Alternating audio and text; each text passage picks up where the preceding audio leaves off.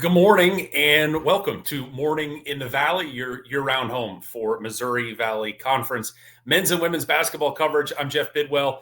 We have a busy Monday here on April the 7th. We've got new head coaches being introduced today. The transfer portal continues to taketh, but also giveth. We'll get into all that coming up as well this morning. Two guests will join me today. I had an opportunity yesterday to catch up with Paul Oren. He covers Valparaiso athletics for thevictorybell.com. We'll get his thoughts on Valpo hiring a new women's coach, and also Roger Powell on the men's side having to start over again after the best players in the Beacons program moving on to bigger pastures, at least for next season. We'll also talk with Luke Martin. He is the men's basketball radio voice of the Southern Illinois Salukis, and we'll get Luke's thoughts on year one of the Scott Nagy era in Carbondale. Is all attention now turning to the 2025-26 season. We'll start now with our headlines of the morning, and that begins in Des Moines, Iowa, as the Drake Bulldogs will introduce Eric Henderson this morning. 11 a.m.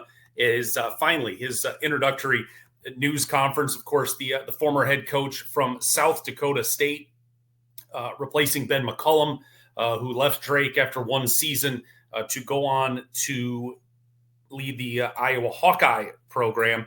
Henderson, great success at South Dakota State, and he's going to try and bring a lot of pieces apparently with him, as you would expect with him to Des Moines, especially from a coaching standpoint. Three of his assistant coaches from South Dakota State are coming to Drake with him. Billy Brown, Tramel Barnes, and Rob Klinkfuss will be joining him on staff, already in place. So, they are off and running. We saw over this weekend some player pieces from South Dakota State already making the transition to Des Moines. A high school standout 6'10" Griffin Goodberry, who had committed and signed with South Dakota State. He has flipped his commitment to the Drake Bulldogs.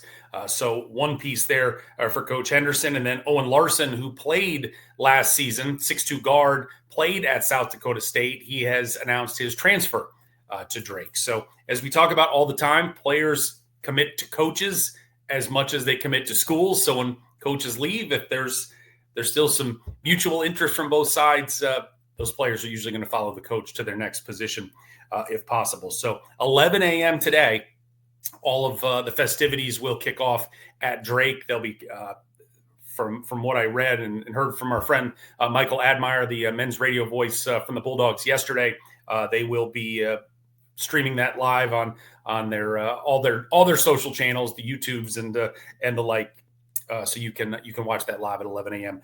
This morning. The other head coaching news: Friday afternoon, Valparaiso announced the hiring of Courtney Boyd as their new head coach. She spent 8 years as a coach at the NAIA and Division II level. She won a national championship on the NAIA level, and so she will be leading the Valparaiso program, which, as we will get into with Paul Oren here in just a moment, as expected, your best player in one of the best players in program history, and Leah Ernest, has graduated, but behind her, a lot of folks hopping into the portal. So sort of a clean slate for Coach Boyd to get started with here in year number one. But she will be introduced a week from today, as we'll hear from Paul as well. So all the head coaching vacancies, if my math is correct, have now been filled. That took almost 3 weeks for Mary Evans to be replaced there at Valparaiso by Courtney Boyd. But Valpo, they've got the woman they want leading their program,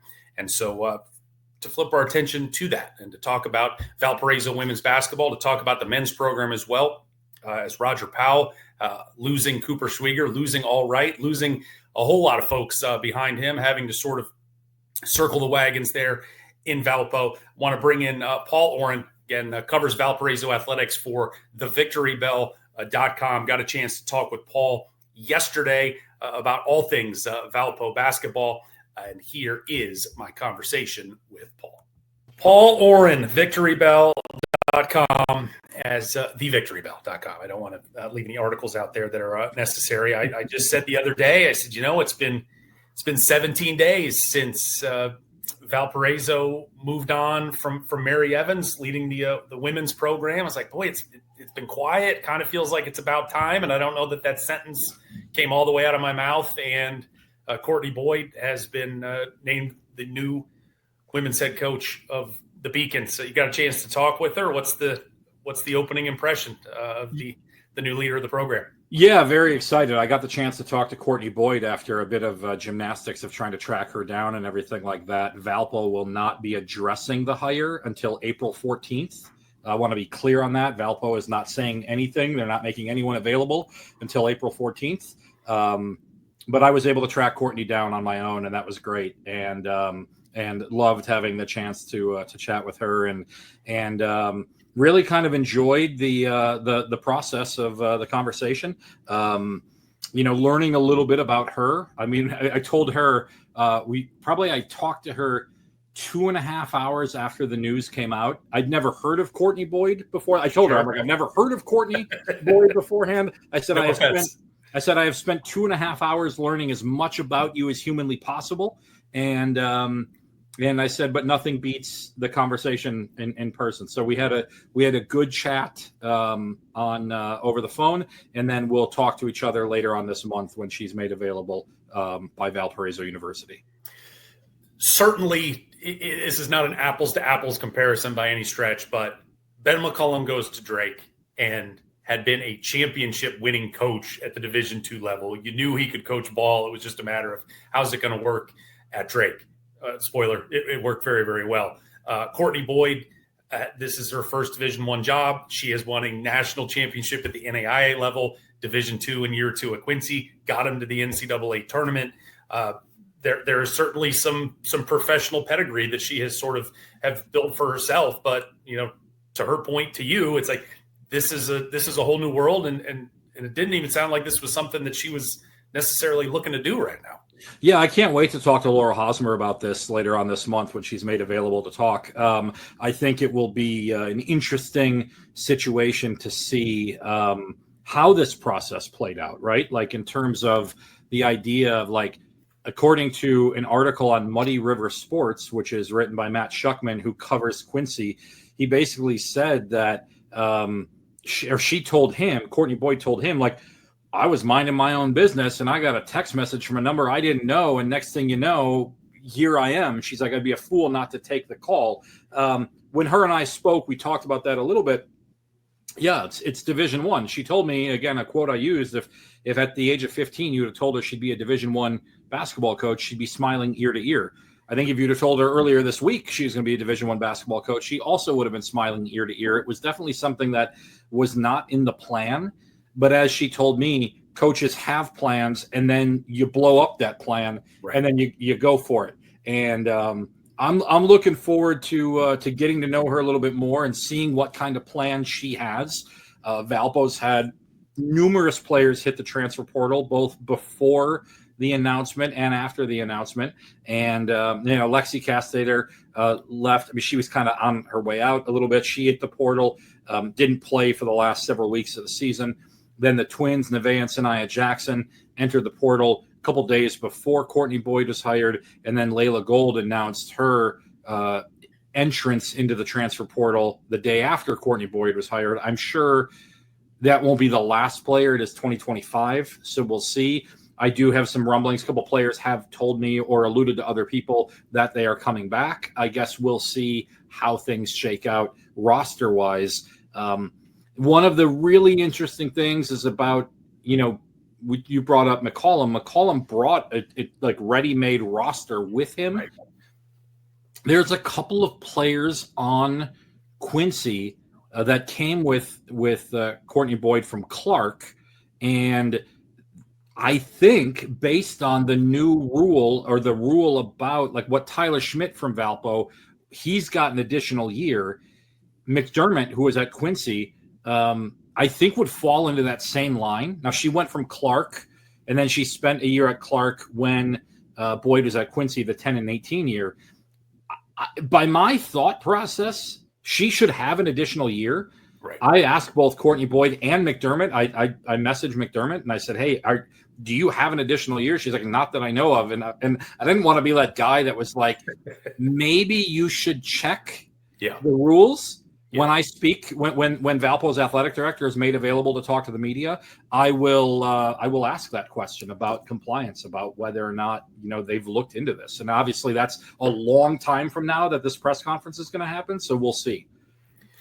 Yeah, the never-ending goalpost moving of who's eligible. We thought once the COVID year sort of cycled out, you had a general clue of how long guys can play and ladies can play, and now it's like just keep appealing, and you have a better than 50-50 chance of them going, yeah, just keep playing. It's fine. Who doesn't want to play college basketball till they're 30?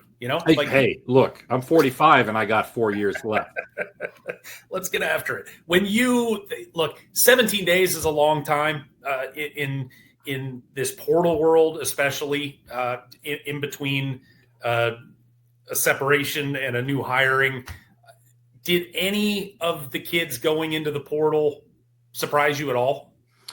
No. Look, Mary Evans, who I had a great relationship with, and she's gone. And she's the coach who brought these players in. And I think the one thing that Mary was really kind of hoping for was the ability to grow with this group, right? To grow with the sophomores and obviously the season, it didn't go the way that maybe they thought it was going to go. You've got Sanaya Jackson, who tears her ACL, partially torn ACL. And then they thought she was going to be able to play this year, and it just never got better. Every time she would ramp up, she would have a setback. And so they made the decision to shut her down. And then Raven Ray Redmond was the crusher to lose her to a ruptured Achilles on the final day, the final non-conference game. So here we go. We've got a group that you were hoping to build with, and all of a sudden they really didn't get to play together this year. And now the coach that brought them in was going to be gone. And so now what's that going to look like coming in?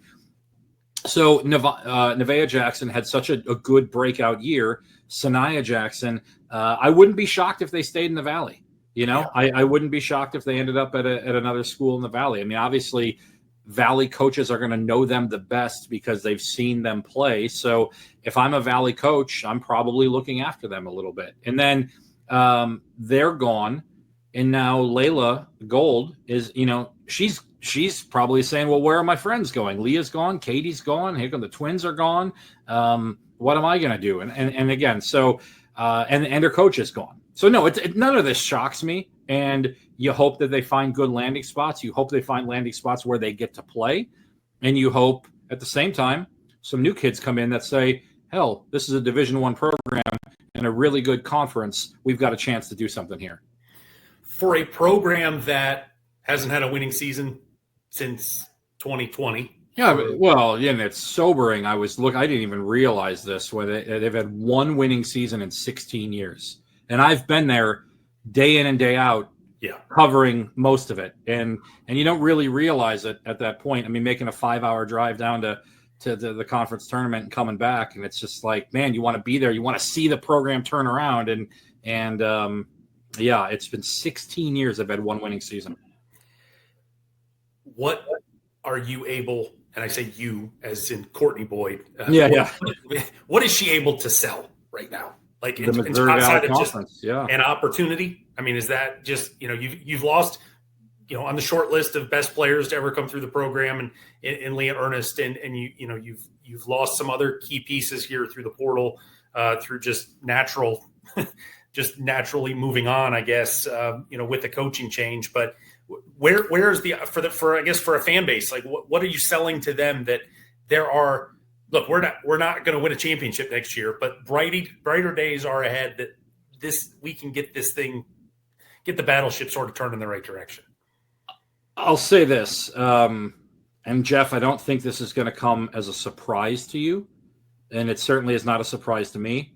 Women are smarter than men, right? Fair. And so they look at the bigger picture more than men do. And I think that's what you sell. You sell the idea, and this is something that Laurel Hosmer talks a lot about, that Valparaiso University is an and school.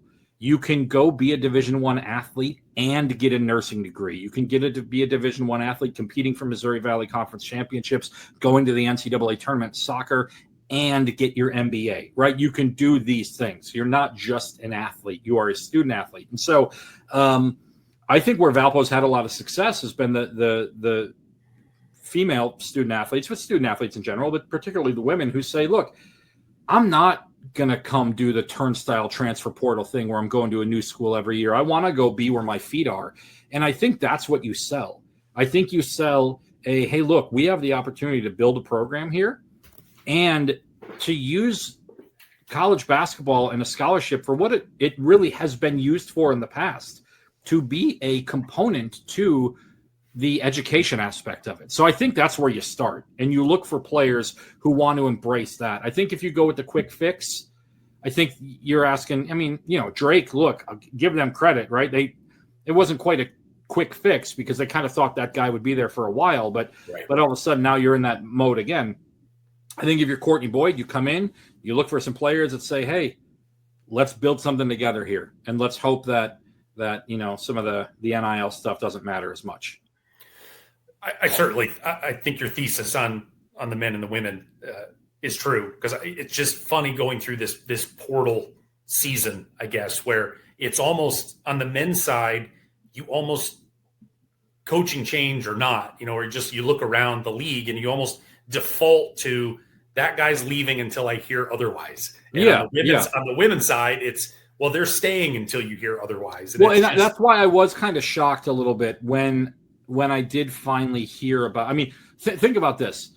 When Matt Loddick got let go at Valpo, and this is like years ago, this is 2 years ago, but it was a whole era ago in terms of NIL transfer. Like his best player went in the transfer port. Like the best player, I actually walked into the building with him the same time, didn't realize what was going on. He'd found out Loddick was gone and walked straight to the compliance office and put his name in the portal and ended up at Iowa. So, like, that's just how that happens. Now, on the women's side of it, like, again, as you said, 17 days ago, Mary Evans was, they mutually agreed to part ways. And it took 2 weeks for any of the players to hit the portal. And so, I don't know if that was just a paperwork thing, if whatever the deal was, but going back to it. And again, you got to concentrate on ahead. You can't really look to the past. I think Courtney Boyd's got a great opportunity to another thing that you talk about, what can she sell? She can sell her pedigree. Right. I mean, look, she wins, and with the exception of a 10 and 18 year, her first year at a new program, which, I mean, I guess maybe you got to be ready for that at Valpo. Like the first year, it's going to take a little bit of time. I think you sell winning. On the men's side, some stability at the head coaching position, and that's kind of about it. It feels like I don't even know that it feels like, it just kind of is. The deck being cleared off the top with a lot of good players that were certainly foundational pieces for Roger Powell that you were hoping were going to be able to stick around, and they are not. As Cooper Schwigger off to Wake Forest, and All Right is now a musketeer of Xavier. You wrote a really knife to the heart column a couple weeks ago about what has happened to the game we've loved. And it just, it becomes, man, it's just the game in so many ways now is, you more than ever, you are rooting for the uniform instead of the person in it, because you're just in 9 months, you just almost have to believe, again, default, they're going to leave. And what's the vibe right now? First of all, about this men's program. First of all, you're right. I mean, to the people who are watching, go to thevictorybell.com. I wrote a piece called Who Asked for This? And it was really a look at, like, how did we get to this point? And it's a 12-minute long read or something like that. I've gotten more traction out of that story than almost anything else I've ever written. Matter of fact, I released it on the morning the NCAA tournament started. A guy came up to me at Buffalo Wild Wings that afternoon and said, I want to buy your food for you. That you articulated what I feel about college basketball. I'm buying your food for you. I was like, man, that was chilling right there. Just like, and okay. As a media member, if there's one thing we like more than anything, free food. Yeah. I mean, I didn't even do the, no, you don't have to. I was like, hell yes, let's go. Let's go. Yeah, look, I mean, what can Roger Powell sell? Playing time. Yeah. They've got 3 guys they're bringing in so far that they're excited about. a freshman that they signed during the season, JT Pettigrew, big guy from the same high school, that one of the high schools that Isaiah Stafford went to. Carter Hopwoy, a guy from New Zealand. Looks like a raw project, but someone who's got some length and has played against some grown men. Roger just went over to New Zealand to meet with him, meet with his family, and said, man, the guys he's playing against, he's gonna be ready to go. And then Raheem Chaney, a freshman, incoming freshman, looks like a really nice piece as well. And this is what Chaney said is interesting. And I don't know how many times Roger gets to say this, by the way, but Chaney said, I said, what sold you on Valpo? And he goes, they got back-to-back Missouri Valley Conference Freshman of the Year. Roger looked at me and then my visit and said, you're going to be the third.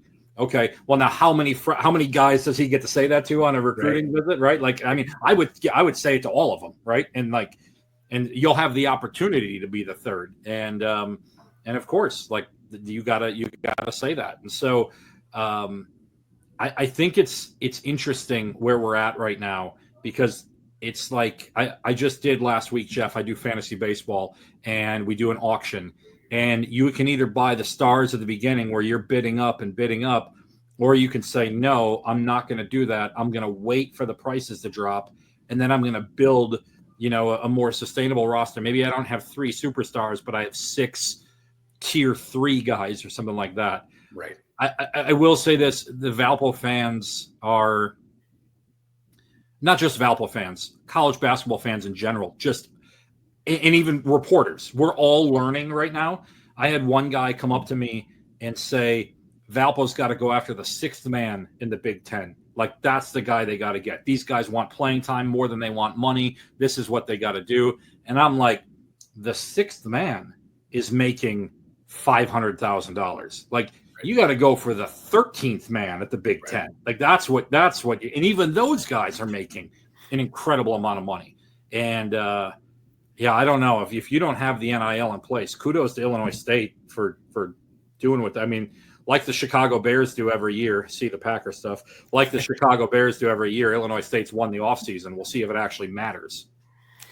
Yeah, what they have done has been, retention is remarkable. And to your point, we'll see what that does. But I'm a firm believer in continuity is king. And boy, oh boy, through the first 3 weeks here of the offseason, Ryan Pedensponge has done a great job. I want to show you a picture that you took a couple weeks ago with Coach Powell at a local restaurant. The Rev doing his thing. What happened in this stump speech that he gave there, looking like he's getting ready for the Iowa caucuses? But what was the message, and how was it received there from the Valpo faithful? Well, this was amazing, by the way, and I give a ton of credit to Roger Powell here. Well, first of all, I give a ton of credit to a Valpo fan, 81 years old last week, Bev Cavender, who's been around forever. She is the one who got this together. This was organic. This was grassroots. He's not even wearing Valpo gear in the picture, right? This was Bev reaching out and saying, we got to do a State of the Union. This is at a place called, believe it or not, it's called the Viking Chili Bowl. All right, so Valparaiso Vikings, that's the high school in town, Viking Chili Bowl.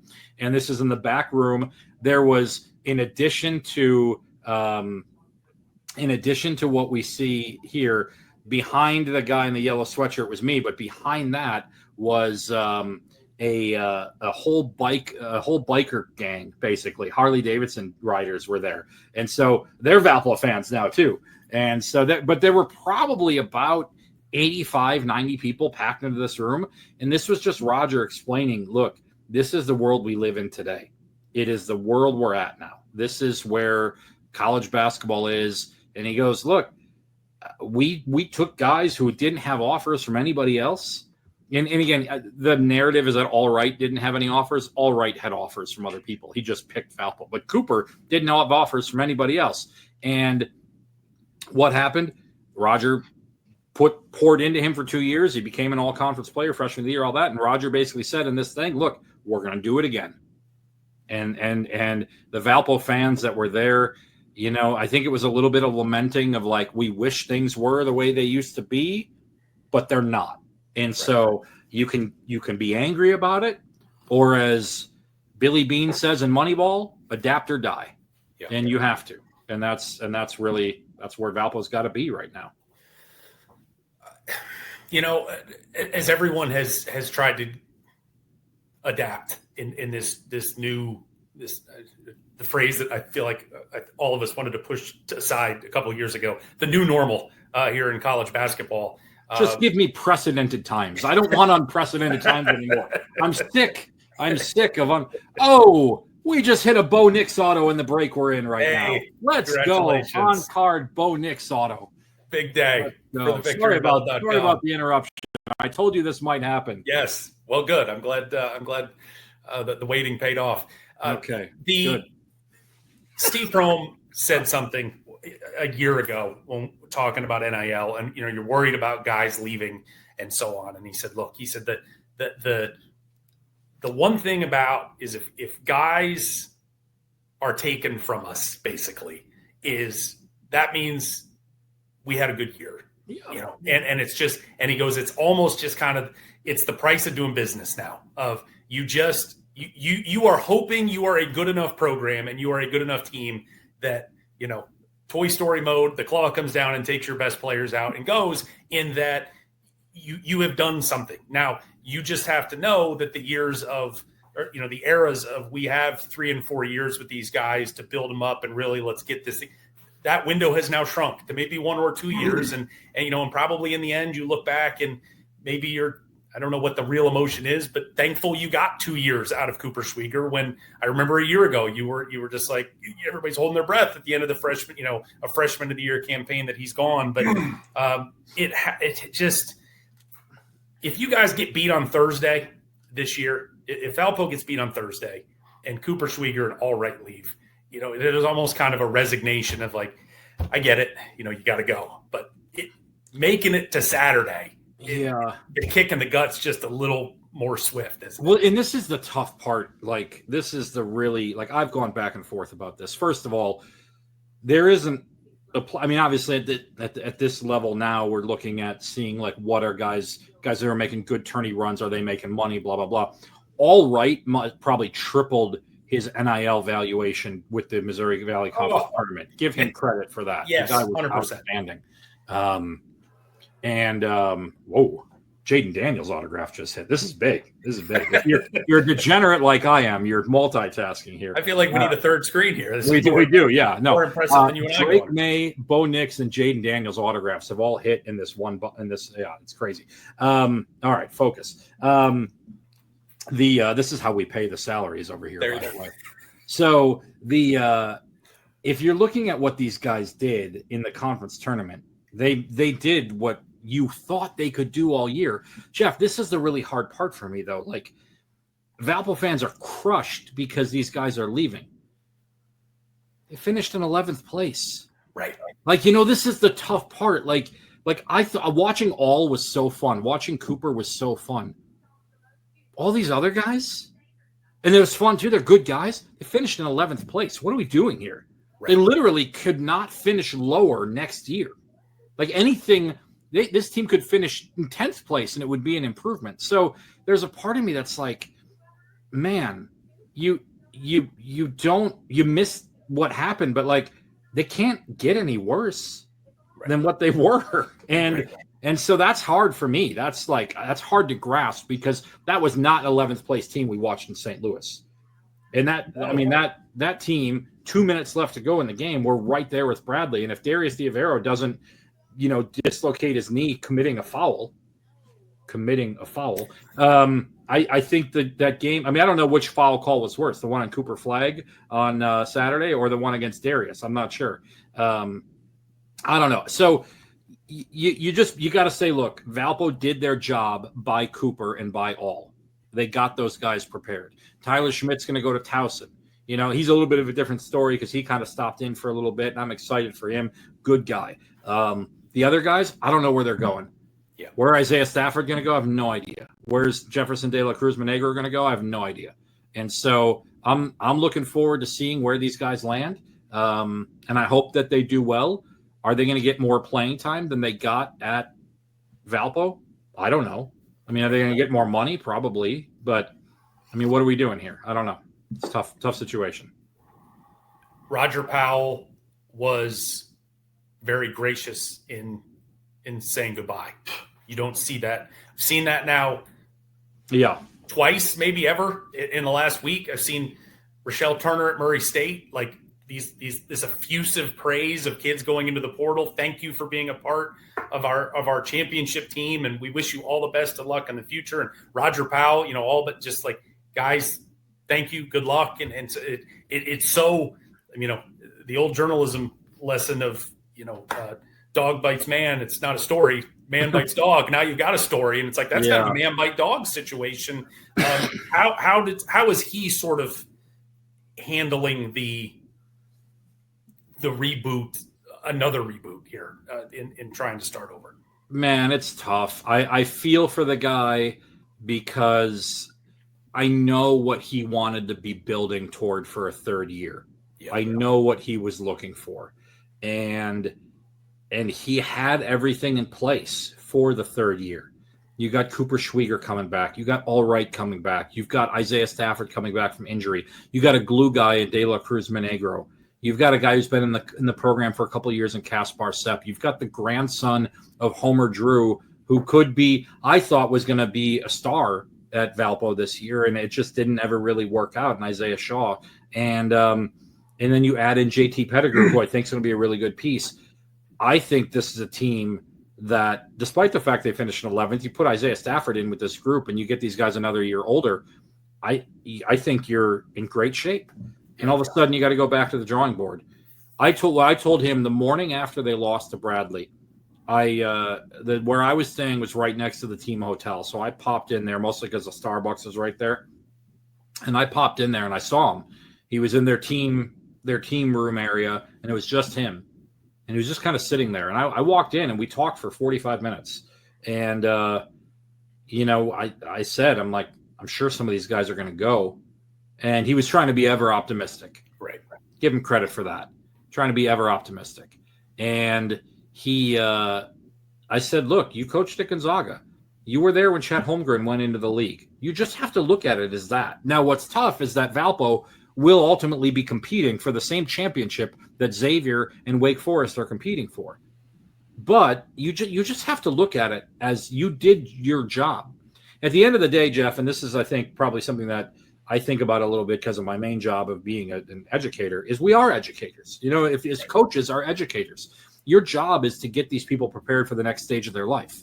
If that means another college, so be it. But you've prepared them for the next stage. So going back to the question you asked about Courtney, what does she have to sell? Thinking about what Roger has to sell, he's going to pour into these guys. And I think that's the only approach that he can take is okay, we got to do it again. And maybe they got to go back to the drawing board, but now they're going back to a drawing board with 2 years of coaching experience for Roger as head coaching experience, and hey, look, you come to Valpo, you're going to play like Cooper Schwieger did. Not you're going to play like Chet Holmgren did, or you're going to play like Jalen Suggs did. You're going to play like Cooper Schwieger did or like Allright did. Come do this here because it can be done. He's Paul Oren. He is thevictorybell.com. And he is cheering for the Florida Gators, probably for educational and entertainment purposes only. Of course. But I might have, the Victory Bell on Instagram, I put up all of my brackets. I nailed Illinois State in the CBI. Homer. Obviously. And I tried to have Bradley in the NIT. They didn't do their job. But I've got Florida winning. I got Florida beating Duke, but that referee that called the foul on Cooper Flagg did not have Duke in the title game. So I'd already gone to bed because it was a late. The game was dragging on, and I missed some of the drama. But when I saw the live stats of a foul with 4 seconds left, I was like, "Oh, that's terrible." And then when I saw the video, I was like, "Oh, that's terrible." It was awful. It didn't get better. So great game though. 2 great games. And the women's championship today was. While it wasn't a great game, watching Sue Bird and Diana Taurasi was amazing. And they had Caitlin Clark on there, which was fun because Caitlin Clark and Diana Taurasi have a good little back and forth. Yeah. We'll call it that. What can we expect at basketball related at the victorybell.com? I'm looking forward to about a week or so from now, getting a chance to meet Courtney Boyd in person and sit down and chat with her. And then, And then, we've got the softball team just took a series from Bradley, and they're rolling right now. And I've been so locked into basketball that I haven't really settled on them a little bit. But and then spring football practice is kind of the looming cloud right here. And so I've sat down with the new football coach, and I just got to write the story. I just haven't done it yet. And so we got to get to that. Well, I'll let you get to that. Paul, thank you so much for the time. We'll talk soon. Thank you. So there was Paul Oren, and it's a good day for him, getting some Bo Nix autographs. It's a lucrative afternoon for Paul. So again, a week from today, Courtney Boyd will be officially introduced as Valpo's women's head coach. Again, just joining us 11 a.m. today. Drake's Eric Henderson will be officially introduced as the Bulldogs' new men's basketball coach in Des Moines. That will be streamed live on all of Drake's social channels today. Some other coaching news to pass along from over the weekend. Bradley associate head coach Jimmy Foster, been with Brian Wardle for years, really helped get that program up into the top tier of the Missouri Valley. But Jimmy Foster leaving Bradley, he's heading to join Colorado State staff. Of course, Colorado State now led by Missouri Valley legend Ali Faroukmanesh, of course, the star from the 2010 NCAA tournament with Northern Iowa. But Jimmy Foster coached Faroukmanesh at Kirkwood Community College once upon a time, and so now that relationship coming full circle as Jimmy Foster will be on Faroukmanesh's staff there at Colorado State. Some portal news to pass along from the men's side at Murray, and both of these are Murray State related. Alden Applewhite, who was probably, I guess he was sixth or seventh man for Murray State last year. Really the first guard generally off the bench. He has gone into the portal, averaged about 6 points a game last year, and shot 38% from three. And so just that number, if nothing else, a 38% three-point shooter last season, really improved from the year before. He will be valuable to somebody out on the open market, one would have to imagine. But he was one of the potential holdovers on Ryan Miller's new roster there at Murray State. But ultimately, Applewhite is moving on into the portal. On the women's side, Murray State getting a big commitment yesterday from Charnice Curry-Jelks, who spent the last 2 years at Indiana. In 2022-23, her freshman year, she was the Ohio Valley Conference Freshman of the Year at UT Martin, 15.7 rebounds a game that year, first team All-Ohio Valley Conference. She moves on to Indiana, plays 2 years, doesn't play much. She played a total of 9 games over 2 years for 19 minutes. She had a child over that time in Indiana, which certainly led to some of her limited playing time.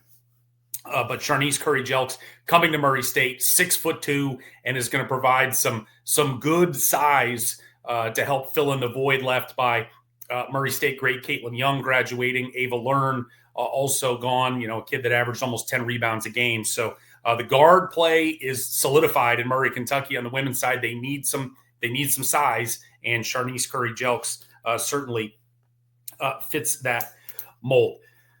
More news out of Illinois State in terms of retention from the men's side, as Bowden Schoonberg, hope I have that pronounced right, Bowden Schoonberg announcing he will be back for a second year at Illinois State, but the first year that he will play.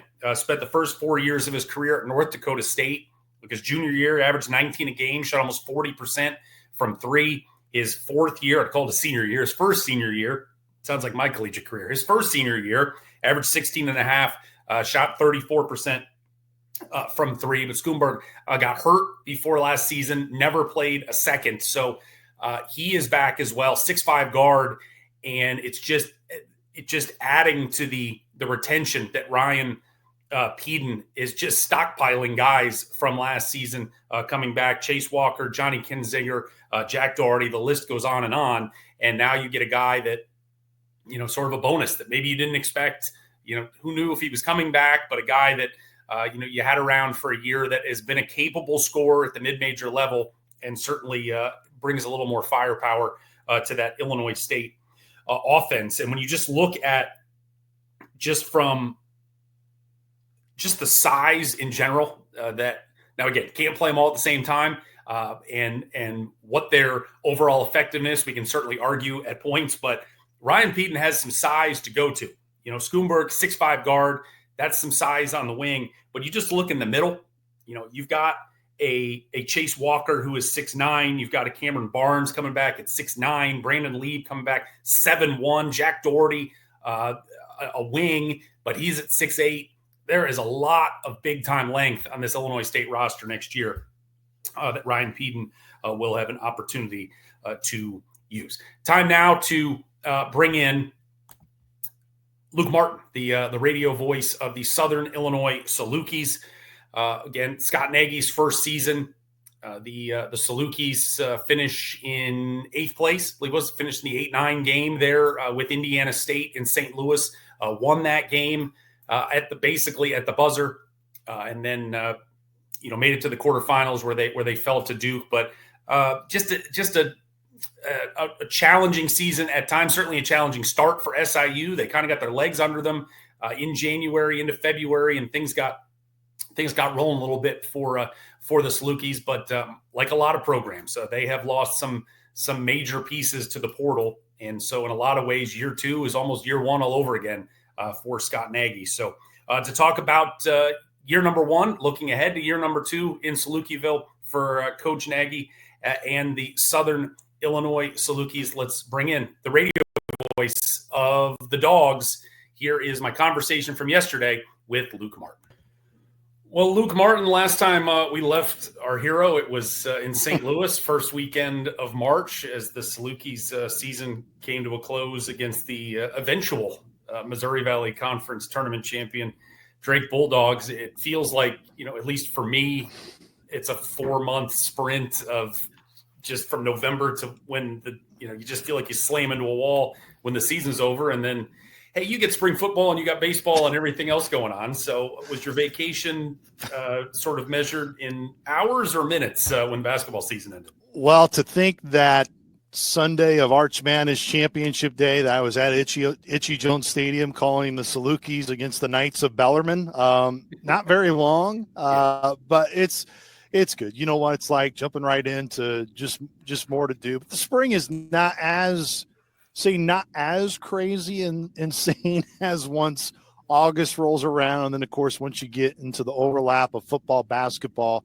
which is a fun part of the year. But it's always, whenever it comes to an end, brother, it's a bitter pill to swallow, because you just enjoy, being able to see guys like yourself. And, Arch Madness is just such a great event. It's fun to be there, and it stinks when you can't continue to play through it throughout the whole weekend, but still doesn't take away from what is an awesome time just being around everybody in the league. So we'll get into some nitty gritty in a moment, but I guess just the 30,000 foot view from the season that was in Carbondale: 14-19 overall, 8-12 in the Valley. Started 0-5, rallied back. You've got a new head coach in Scott Nagy, had 10 newcomers. One of your best players tears his ACL 5 games into the year, and Elijah Elliott. Just how do you, I don't know if grade's the right word, but how do you grade sort of year 1 of the Scott Nagy era? I think it always depends on your perspective a bit, Jeff, and it's not to necessarily say it's a cop-out. It's just, I think, reality. As you mentioned, you highlight a lot of those things very well. That, look, Southern had its own adversity. No doubt the injury to Elijah Elliott early shook the team. They had a really tough start to their league schedule, too. It wasn't like they were playing a weak part of their league schedule when they were 0-5. But as I've said to you and in our past podcast and conversations that we've had, the 0-4 part of the 0-5, the first 4 of those 5 games were really, really ugly.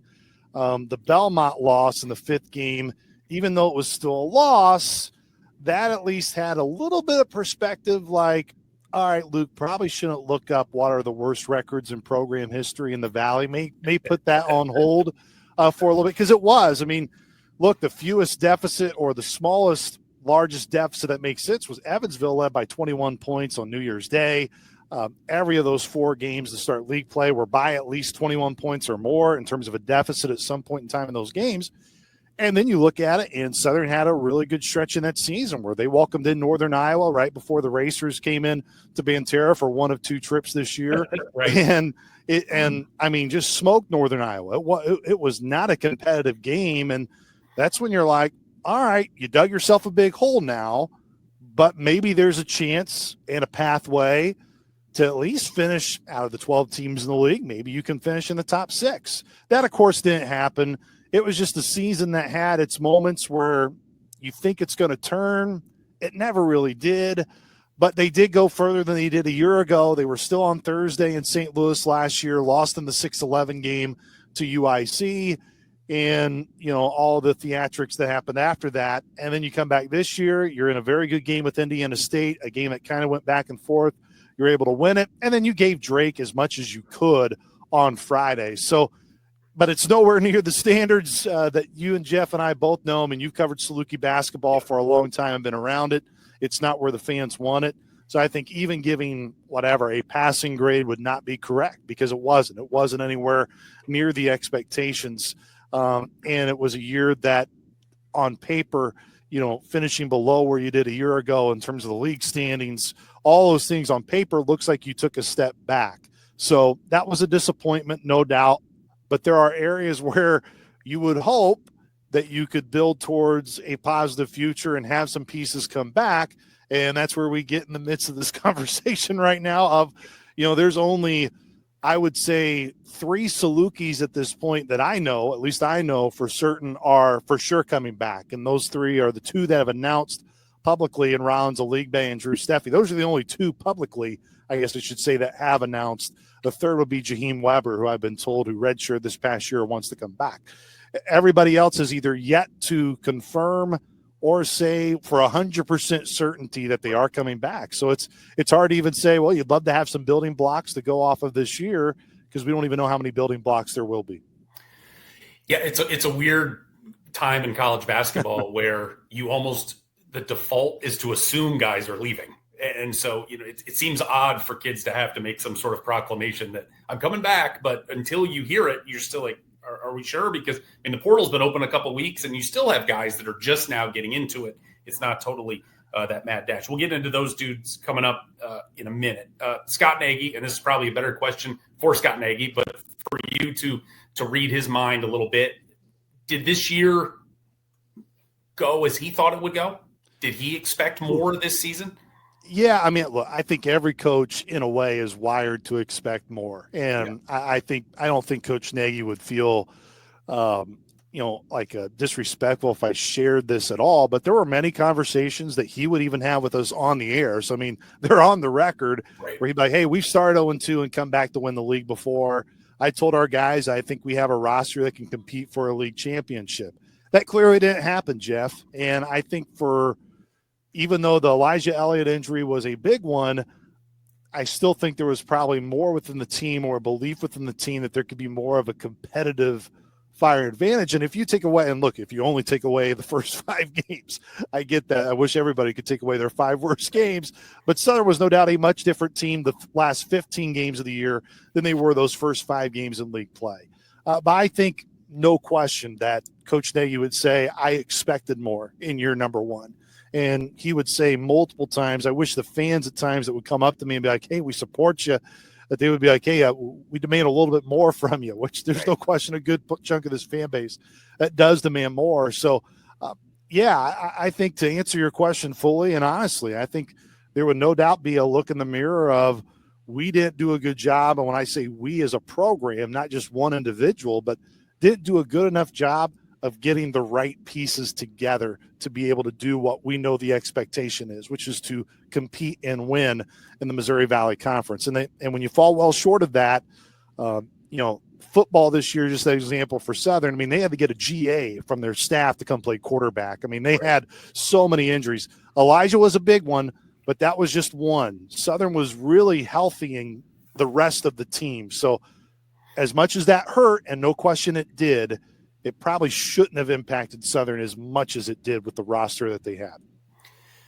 When you look at, you've got a couple all-league guys, maybe could have had a third all-league guy with Elijah Elliott, depending as well as he played in that first, literally 2 weeks of the season before he got hurt.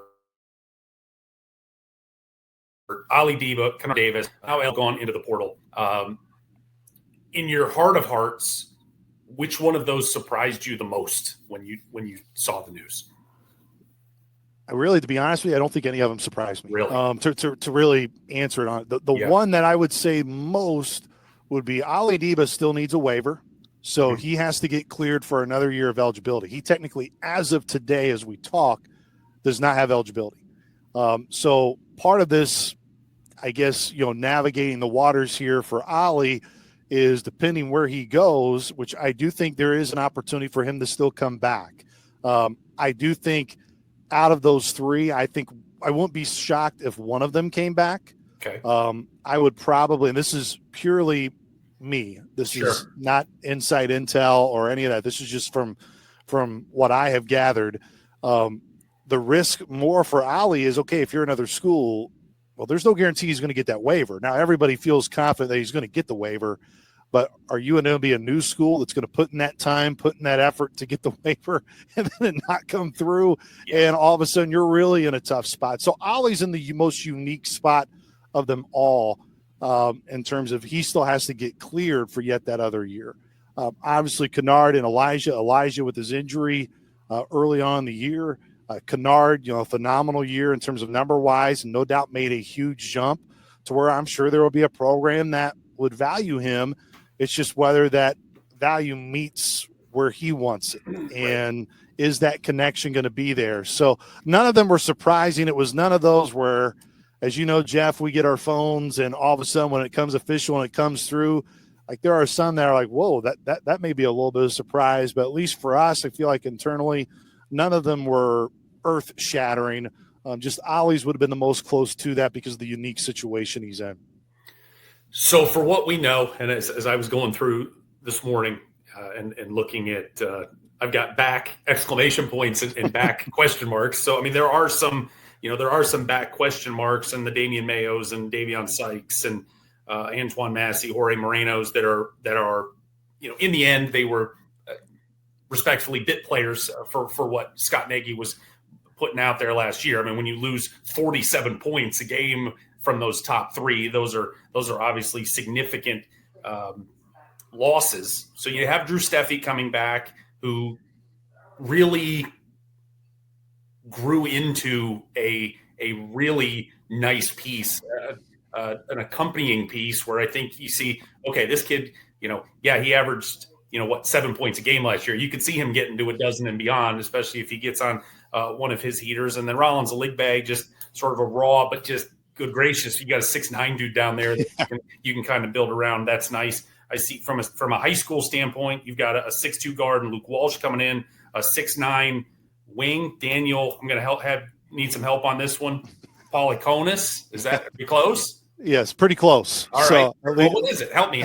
Well, at least what that's what has been told to me, the pronunciation. I've actually yet to ask him myself, but fair yes. Enough. We'll have the spelling bee on that later on. So I mean, really, it's you've got two young guys and then two freshmen coming in. Oh my goodness, from a portal standpoint now, and everything that Scott Nagy and staff have to go into now, and an NIL infrastructure, and which everybody is trying to just get better than you were last year as we move forward. Where is your confidence from an infrastructure standpoint that Scott Nagy is going to be able to go get some hitters to be able to help this Saluki bunch, which you need some dudes right now. Yeah, need some dudes. And look, I mean, even last year you needed some dudes because when you lost a guy like Xavier Johnson, who was the only player that averaged double figures for Southern the year prior to last year, you knew that where's it going to come from? That was one of the major topics of conversation that we had a summer ago, Jeff, of, hey, where's the offense going to come from? Because Xavier Johnson was virtually everything for Southern Illinois the year prior. I think there is a lot of confidence internally that the infrastructure and the support that is there, I don't think that's in question for SIU. That there is support and there is structure there to support. What I have always kind of looked at, to me, where I believe where Coach Nagy and his staff and what they're going to do now is a lot of what during my time around Josh Schertz, and what impressed me about what Coach Schertz did was, yes, I mean, you can obviously tell Ryan Conwell, tremendous talent, bringing in guys like Isaiah Swope and then mixing it in with Julian Larry and Jason Kent and Xavier Bledson and seeing how good that team was because I was around them. But it wasn't just those guys had tremendous skill. They did, Jeff, and no one's going to debate that. Ask Louisville and their asking price, I'm sure, for Ryan Conwell for this year. But they molded so well. They were a tremendous team.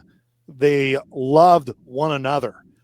It was one of the rarest things that you could find out of a group that was somewhat put together by the portal. And what you have to do a great job of, which is what and why I admire Josh Schertz so much, is that guy no doubt has an eye for talent, but he also has a feel for how is this individual going to mix with this group? How are they going to be as a unit?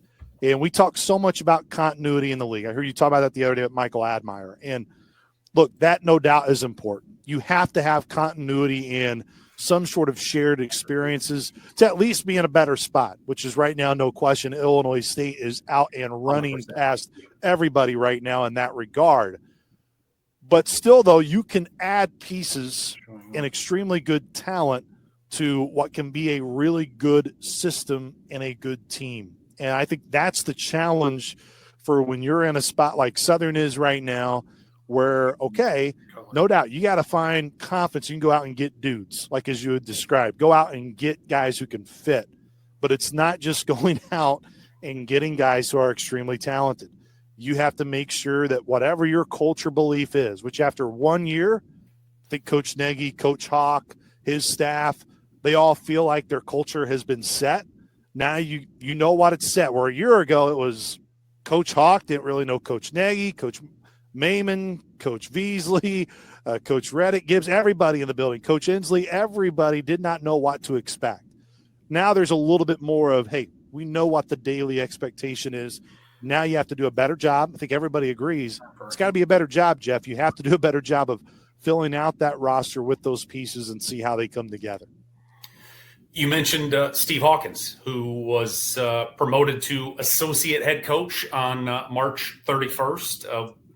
What, if memory serves from sort of the season that was, he was sort of handed the defensive reins at some point during the year. What, as you said, no real relationship with Scott Nagy prior to coming.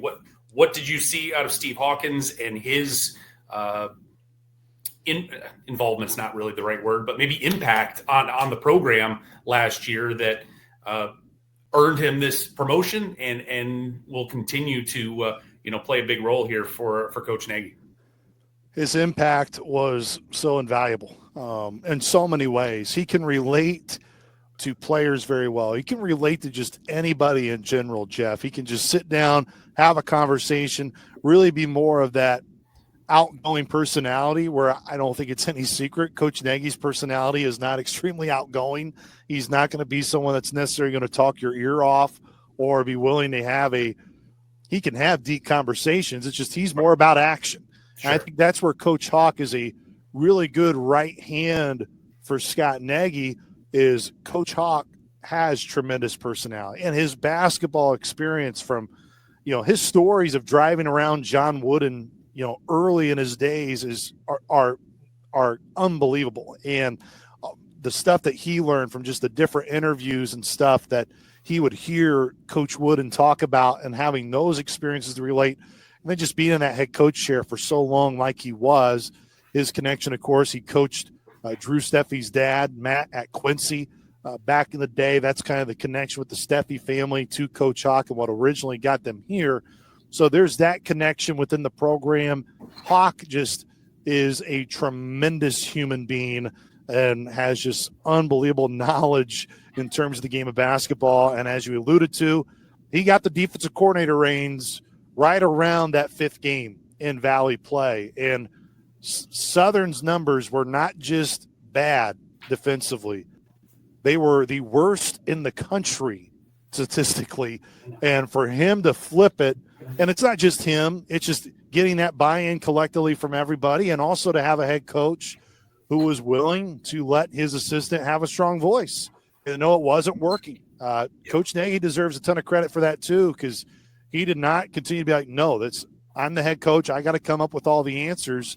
He really leaned on Steve Hawkins, and I think that showed why Southern at least was able to be way more competitive in the later stages of the season than they were obviously early. Just looking ahead, and this isn't meant to be a pop quiz, but just in terms of non-conference games for next year, any on the off the top of your head that the Dogs have at least penciled in right now for next year? The only ones that I know for certain are, I believe, the North Dakota State contract was 2 home games for 1, so I believe they are going to Fargo this year. I know High Point was a home and home, so they will go to High Point this later year, which High Point, of course, got to the NCAA tournament, and Coach Huss has done a great job there with that program. Those are the only 2 I know for like 100% certainty that are on the schedule. The rest of it, MTEs, all of that is still to be figured out. He is Luke Martin. He is the Southern Illinois men's basketball radio voice, and football and baseball and whatever else he gets dragged into on any given day. My man, I appreciate the time as always, and I know we'll catch up soon. Absolutely, Jeff. Appreciate it, brother. So there was Luke Martin, as I know a lot of folks in Carbondale hoping for a leap in year 2 under Scott Nagy. But again, so much rebuilding to do, in the portal, like so many schools at our level. And we'll be interested to see how they are able to accumulate talent here in the coming weeks. Before we get out, one more piece of portal news. Belmont, Casey Alexander, head coach, has got some rebuilding to do, as well as he's lost some all-league guys, Carter Witt and Jonathan Pierre. He has gotten a commitment from a 6'2" guard from Springfield, Tennessee, just up the road from Nashville, named Isaiah West. Started his career at Vanderbilt, played 1 year there, then went to Samford, and now coming back a little bit closer to home to Belmont. So the last time that Belmont got a transfer from Vanderbilt worked out all right for them. Malik Dia, who, of course, had one monster year with Belmont before moving on to Ole Miss. So we will keep an eye on Mr. West to see what kind of impact he has for the Bruins. Again, today, 11 a.m., just a couple hours from now here, it'll be Eric Henderson being introduced as Drake's new men's basketball coach officially for the Bulldogs. We will have coverage of that coming up on Wednesday here on Morning in the Valley. Again, we'll be here every Monday, Wednesday, and Friday at 9 a.m. With coaches, players, media from around this great conference. Plenty to talk about throughout the spring and summer months as we get ready for the 2025-26 season on both the men's and women's side. So thank you for being with us today here on Morning in the Valley, and we will see you coming up Wednesday right here. Have a great day.